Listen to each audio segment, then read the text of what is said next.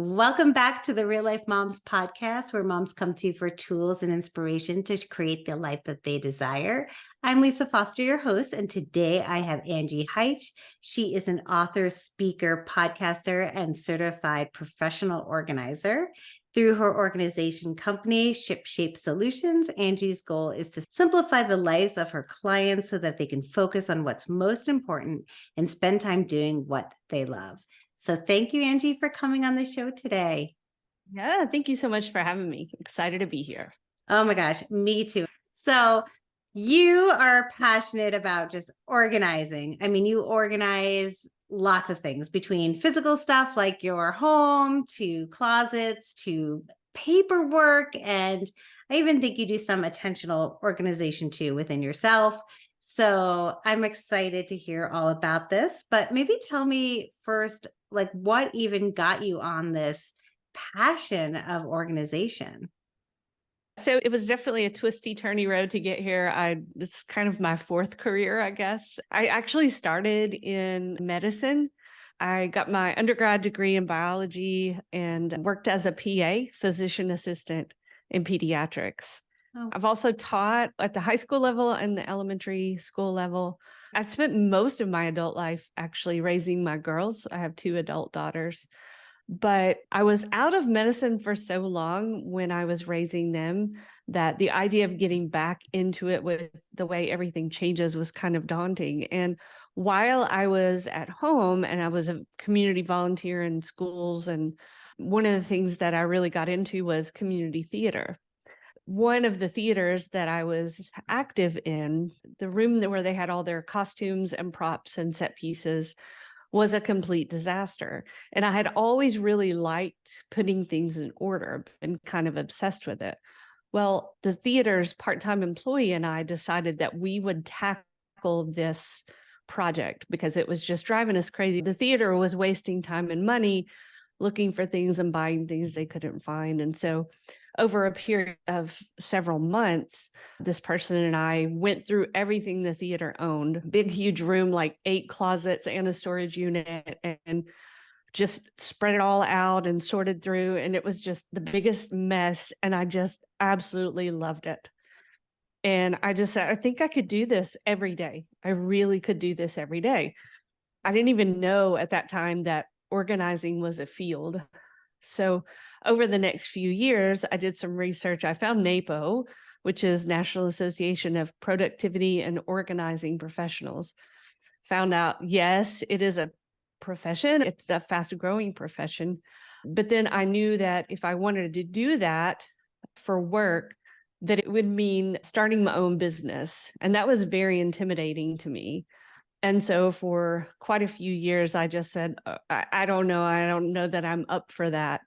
But when my husband and I hit empty nest stage, it was kind of like, okay, if you're going to do it, this is the time to really go for it. And I was scared to death, but I just jumped in, and that was 2016. And I have just loved it so much. Well, first of all, I love the whole story because I mean, you started in medicine. Oh my goodness, like so different. And I love Yeah. people who change and evolve and follow their just kind of hearts and dreams and what makes them happy. Because, yeah, it's really scary, to change and do something different, let alone start your own business when, like, a lot of people, don't have the business, especially coming from medicine. You don't have the business sense, right? You don't have the No. training, and everyone thinks you need that training to start something. And the answer is, I mean, it's beneficial, but you don't. And you can do exactly what you did, was open up something that you just love. And then I love that you still evolved it into more of what you love doing. So kudos for you. You're never staying in your comfort zone. You keep like, oh, I got this. I'm going to do something else now. I'm going to move Yeah. forward. So Yeah. that's lovely. I love that. And I know one of the things you do is help the organize like families. I mean, we have a lot of parents that listen to this podcast, Mhm.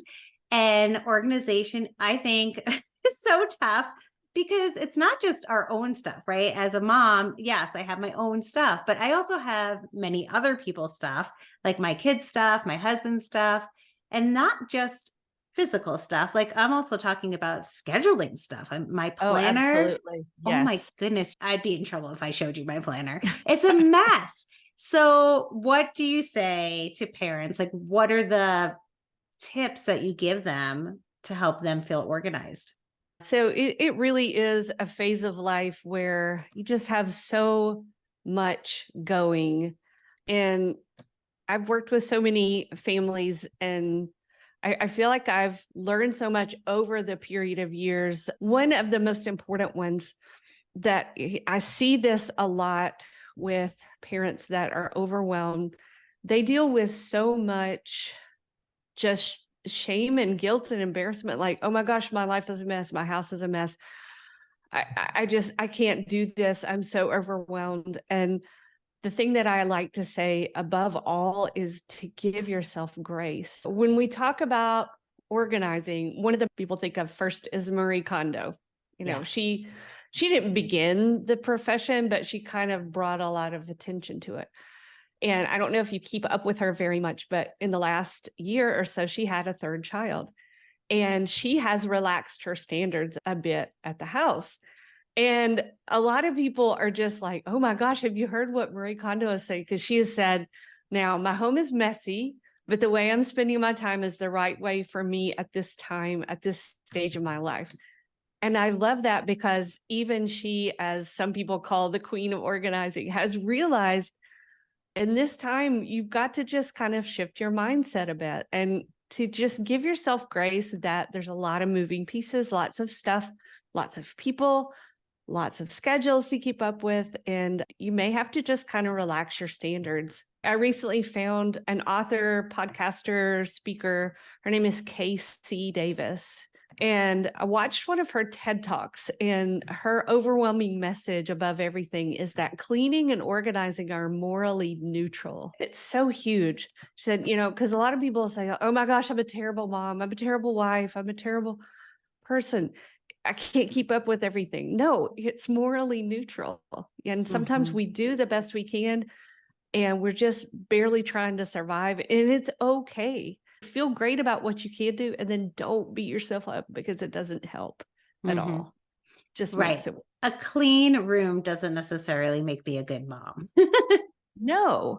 And, because the other thing is that you can go totally on the other side of the spectrum. I think that in some ways, I was too obsessed with keeping things in order all the time and maybe not prioritizing what was more important.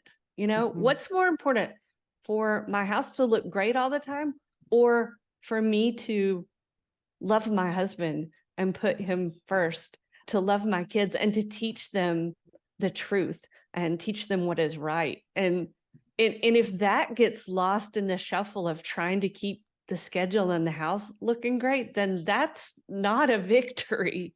Mhm. So the priorities have got to stay in the right place while you're trying to juggle all of this. And so it may mean that some of those things that, ideally, yes, I would love everything to look perfect, but maybe right now it just can't.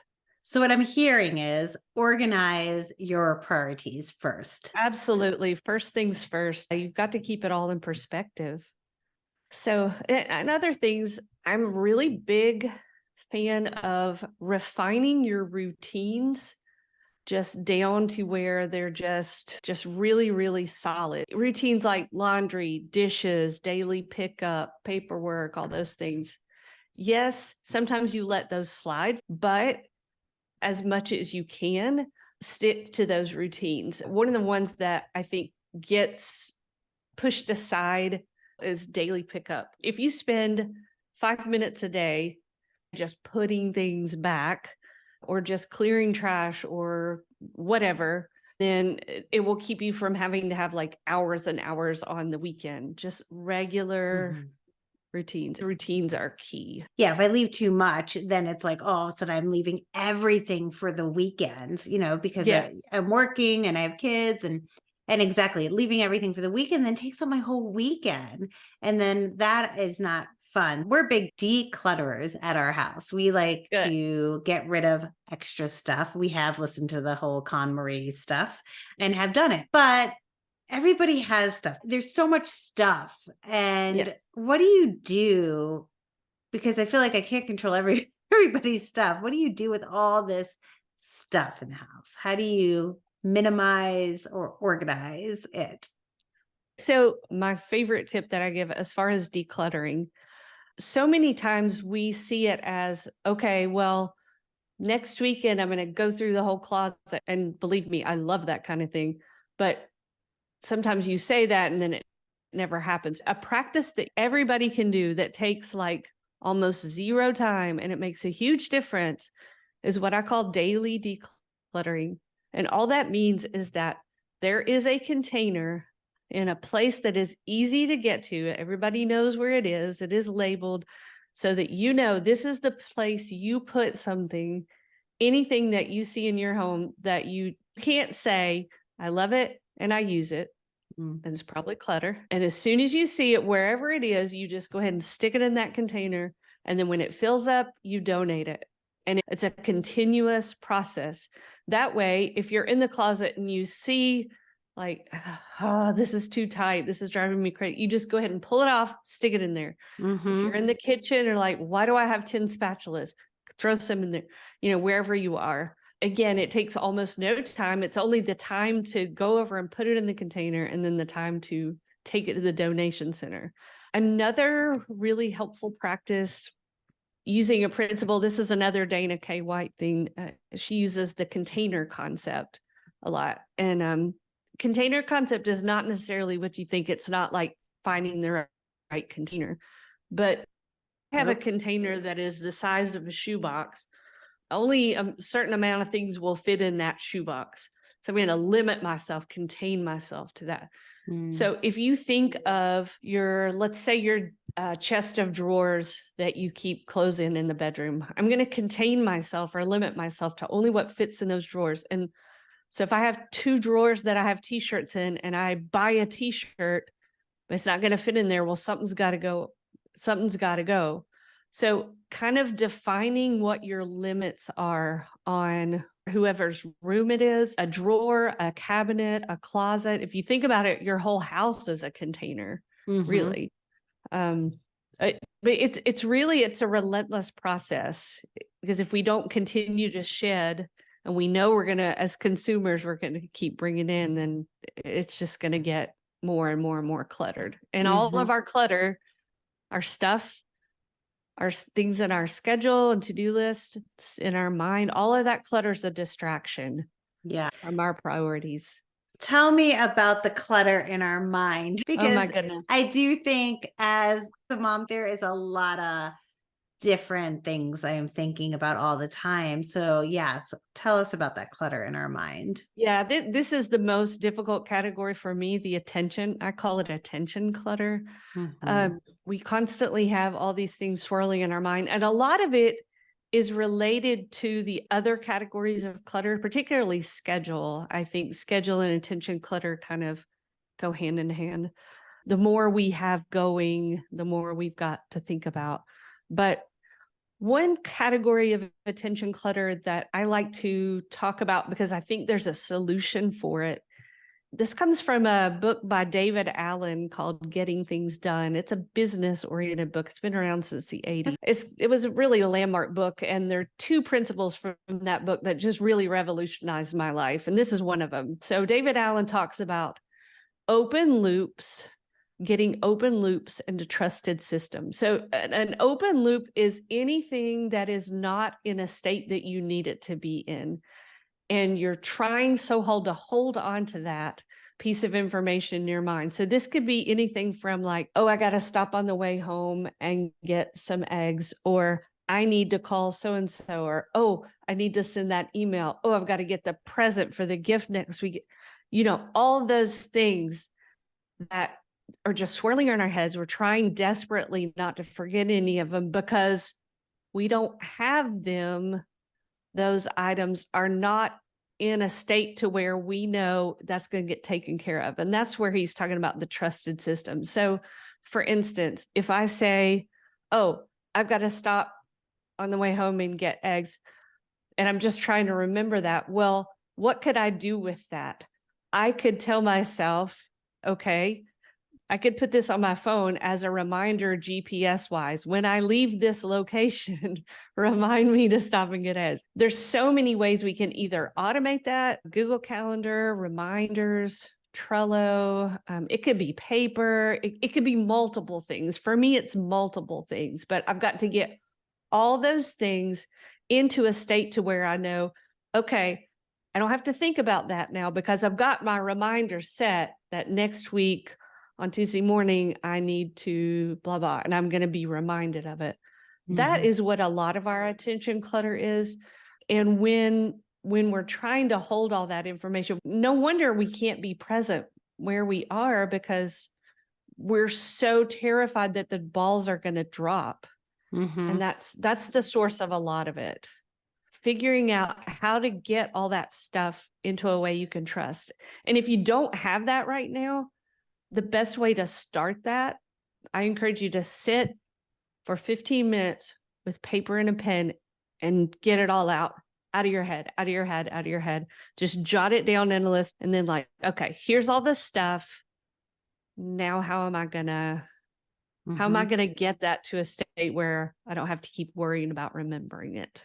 Yeah, I use that too. I use paper. I use my phone, but I use it in the notes section, I would say, because I'm listening to you and it's like I have Google Calendar and this and that. And then I'm like, oh my God, that's clutter. It seems like there's so many things. Yeah, that can become clutter too, right? Having all these things on your phone. That is a really tricky line to cross.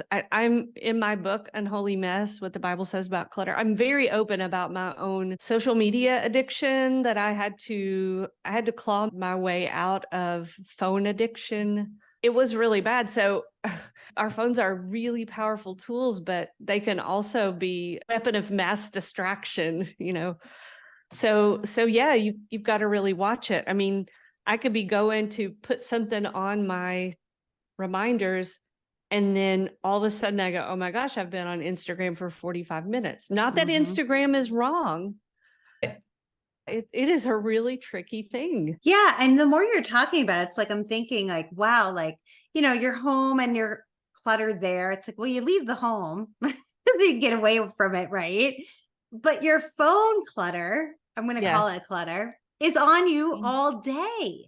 Oh yeah. And just looking at it with all those apps around, like especially mine isn't that bad, but my husband's, oh my God, like whenever he's like, oh, can you find Yelp? And I'm like, no, you have 100 screens I'm scrolling through. I cannot even believe how many apps he has. But it's amazing how much clutter we are just literally carrying around in our pockets. Oh yeah. I mean, the whole digital clutter with phones and tablets and all that. Oh my goodness. I feel like, yeah, we've got issues with physical clutter and storage units and all that and schedule. Yeah. But I feel like this attention clutter is just really dogging us right now. I think it's the biggest battleground. Yeah. That clutter in our minds. Yeah. And I don't think people even think of it as clutter, right? Like I didn't not really. Yeah. Until talking to you, really. I've read a lot of different definitions of clutter when I was getting ready to write my book. And the one I like the best is that it's a distraction from our priorities, whether it's our stuff or the things on our calendar or to-do list. And it may be all great stuff, but it may just be too much. Right. Especially in this season of life, when we've got a lot of people we're taking care of and a lot of stuff, it's not the best time to volunteer for a zillion things. I was a very active volunteer, but I was too active. If you're too busy with either your phone or your volunteer stuff, your family, like my family, begging me for years, Mom, I'm trying to talk to you. You're on your phone. That was a problem. That was a real problem. Yeah, I love that definition. Clutter is anything that's really distracting you from your priorities. Yeah.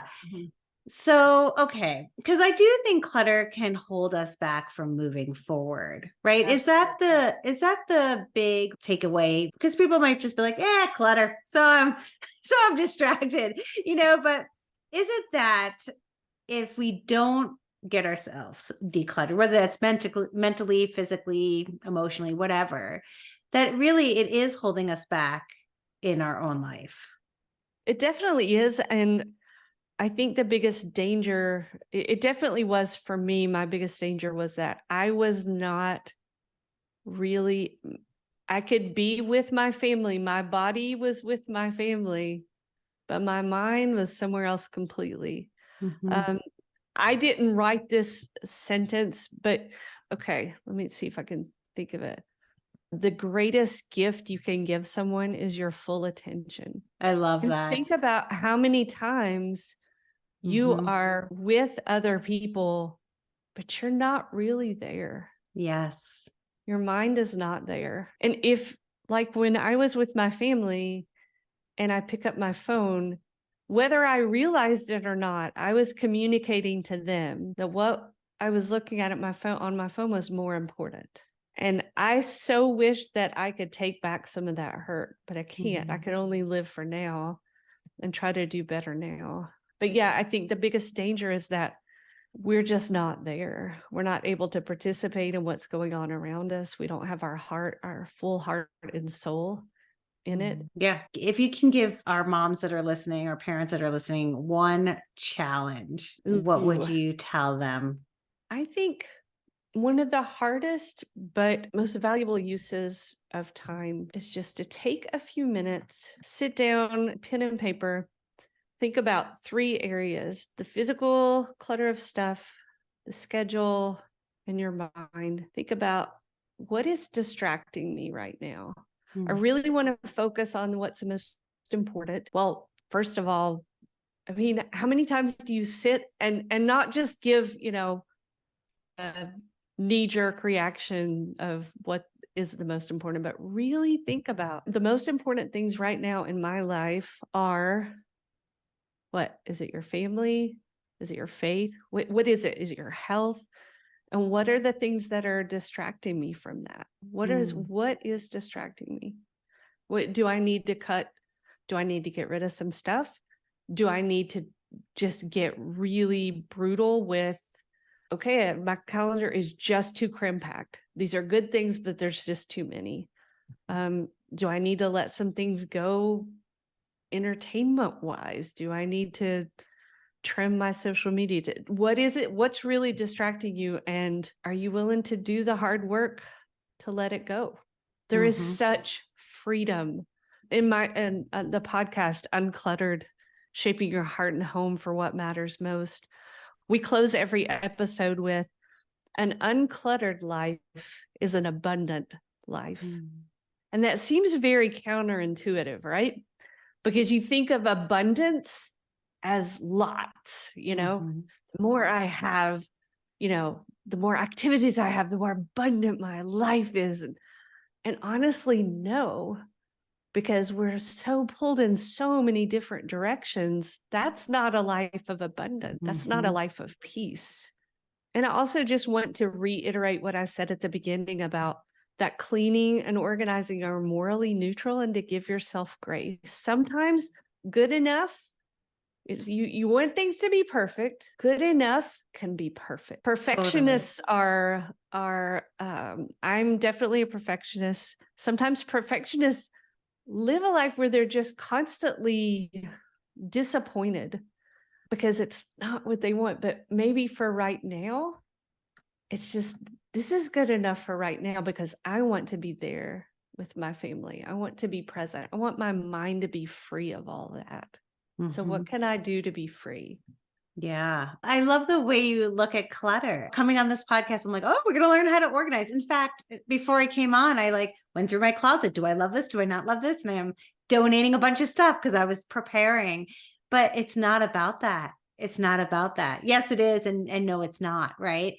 It's about much, much more. So I love what you're bringing to the Yeah, world of clutter. yeah, it's so much deeper. I mean, I can talk for hours about like how to organize your pantry and your closet and your office and your garage and all that. But really, it goes much deeper than the how-tos. The Hmm. how-tos are great and they're helpful. But when we realize how damaging clutter is, then I think we kind of step it up a level in terms of, okay, I got to get serious about this Mhm. because of what matters most. Yeah. Well, I know you do so much with actually helping people in all realms of clutter. So, can you tell us where people can find you and what you offer? So I'm not working with clients anymore in homes. I do some volunteer organizing for nonprofits just to keep my hands in stuff and because Mhm. I love helping them. But what I'm focusing on now is speaking to groups, whether that be civic groups or church groups or whatever, my podcast and writing. I've got a second book coming out in June of 2024 with Leanna, my podcast co-host. So I'm all about now writing and speaking and podcasting about clutter. So easiest way to find me is on my website, which is shipshape.solutions. And then Uncluttered, our podcast and our upcoming book, our website is uncluttered.faith. And I did look at your website, and it also, for people who are looking to maybe figure out how to get more organized, you have a lot of videos and things on your website that can answer some of those questions too. Yeah, I've got some videos.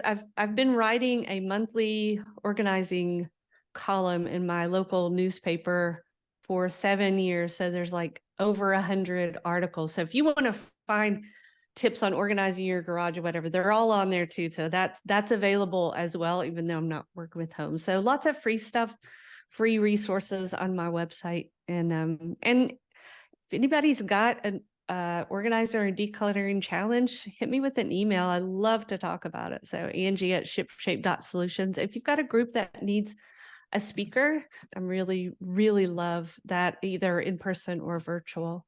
Well, thank you so much for coming on the show and sharing all this Oh, you're insight with welcome. us. Sure. Thanks for having me, Lisa.